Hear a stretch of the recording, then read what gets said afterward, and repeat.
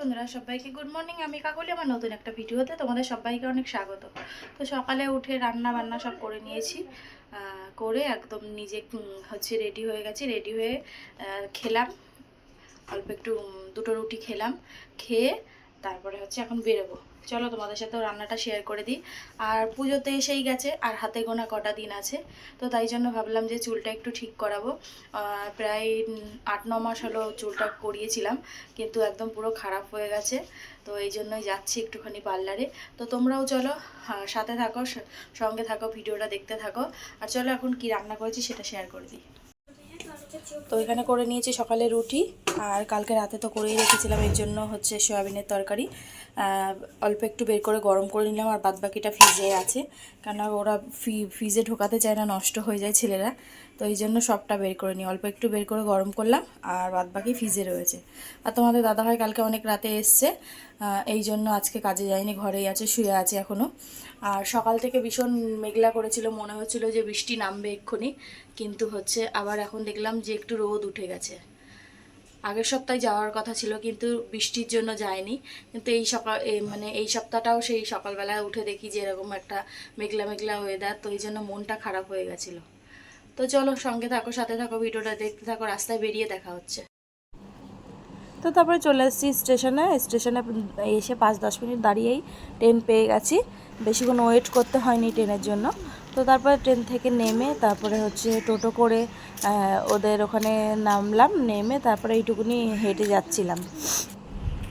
তো তারপরে যাওয়ার পরে দেখলাম যে ও খোলেনি। আমি ফোন করেছিলাম, বললো ঠিক আছে, তুমি আসার আগে আমি খুলে দিচ্ছি।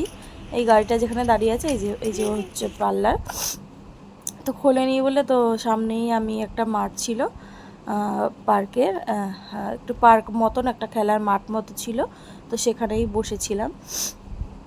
ওখানে বেশ একটা বট গাছ ছিল, ঠান্ডা জায়গা ছিল, তো সেখানেই আমি বসেছিলাম। আর দেখলাম যে পুজোর প্যান্ডেল চলছে মাঠটাতে, আর চারিদিকে মানে বাচ্চাদের খেলার জন্য দোলনা টোলনা সব কিছু রয়েছে। বেশ মাঠটা বেশ ভালোই। তো সেখানে চলছিল। আর যে সকল বন্ধু যেখান থেকে ভিডিওটা দেখছো, যদি ভালো লাগে ছোট্ট একটা লাইক দিয়ে দিও। আর যদি আমার ইউটিউব চ্যানেল থেকে দেখো, তাহলে ইউটিউব চ্যানেলটা আমার সাবস্ক্রাইব করে দিও। তো তারপরে চলে আসলাম পার্লারের ভেতরে। আমার কাজ করা ছিল, তো ওই দিদি, মানে যার কাছে যায় আমি, ও মেন। আর এগুলো ওকে নিজেও শেখায়, প্লাস শিখছে, আর নিজে অন্যকেও শেখায়। যে ও 2-3টে স্টুডেন্ট ছিল ওর কাছে শিখতে এসেছিলো, অনেক দিন ধরেই শেখে। আমি মানে যতবারই আরও যত্ন সহকারেই কাজটা শেখায় সবাইকে। তো তারপরে আমার প্রথমে অত তো আমি ক্রিমের নাম জানি না, ক্রিম লাগালো, ক্রিম লাগিয়ে তারপরে প্রায় ঘন্টাখানিক মতন আমি এর আগে একবার স্ট্রেটনিং করিয়েছি, তারপরেও আমি চুলে আমি হেনা লাগিয়েছিলাম। তো এর জন্য আমাকে চুলে হেনা লাগালে কখনোই তোমার স্ট্রেটনিং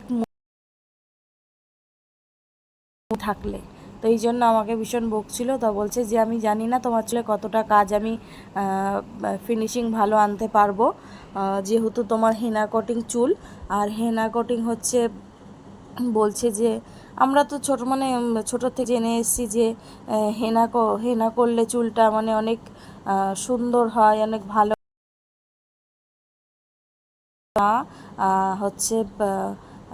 তোমার ওই হেনা করলে চুলটা রাফ হয়ে যায়, আরও খারাপও হয়ে যায়, মানে অনেক কিছু। তো তারপর লাস্টে ফাইনালি আমি করলাম, করে আমাকে 3 দিন পরে যেতে বললো। আর আসার সময় ভীষণ খিদে পেয়ে গেছিলো, রাস্তা থেকে একটুখানি খেয়ে নিয়েছিলাম বিরিয়ানি, আমি আর ছেলে মেলে। তো খাওয়া দাওয়া করে তারপরে চলে আসলাম ট্রেনে করে আমাদের রানাঘাটে। দেখো তখন বিকাল প্রায় 4টে বাজে, তখন থেকেই দোকানগুলোতে দেখো দোকানগুলো এত ভিড় হয়ে গেছে। তো বেশ দেখে ভালো লাগছে, মনে হচ্ছে একটা পুজো পুজো ভাব চলে এসেছে। হ্যালো বন্ধুরা, তো আবার অনেকক্ষণ পরে এলাম। বাড়িতে এসছি অনেকক্ষণ হলো, তখন প্রায় 4টে মতো বাজে। তখন এসছি, আসার পরে একটুখানি বসলাম, হাত মুখ ধুলাম। কিছু খাইনি, রাস্তা থেকে যেহেতু বিরিয়ানি খেয়ে এসেছিলাম। আর হচ্ছে এসে তারপরে এক জায়গায় গেছিলাম একটু দরকারে, তো সেখান থেকেই এখন ফিরলাম। আর আসার সময় আমার জন্য একটা, এই পাশে এক দিদি আছে, উনি হচ্ছে কিছু জামা কাপড় বিক্রি করে, তো ওনার কাছে গেছিলাম এক বান্ধবীর সাথে। তো নেবো না, জোর করে একটা জামা দিয়ে দিয়েছে। তো দেখেই আমার এক দেখাতেই বেশ পছন্দ হয়ে গেছে, তো সেটাই নিয়ে এসেছি ব্ল্যাকের মধ্যে। চলো তোমাদের কাছে দেখি।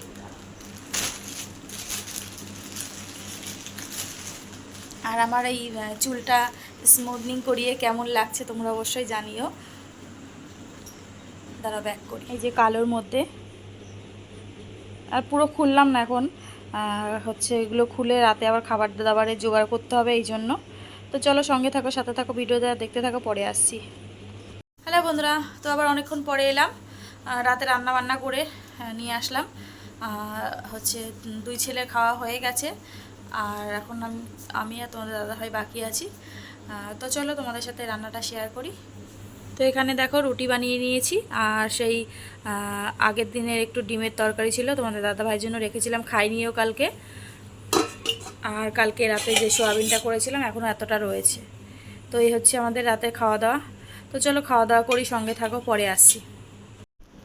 তো খাওয়া দাওয়া কমপ্লিট হয়ে গেছে, আর এখন ঘড়িতে বাজে 11:30। তো চলো আজকের মতো ভিডিওটা এখানেই শেষ করছি। সবাই ভালো থাকো, সুস্থ থেকো, আগামীকাল নতুন একটা ভিডিওর সাথে দেখা হচ্ছে।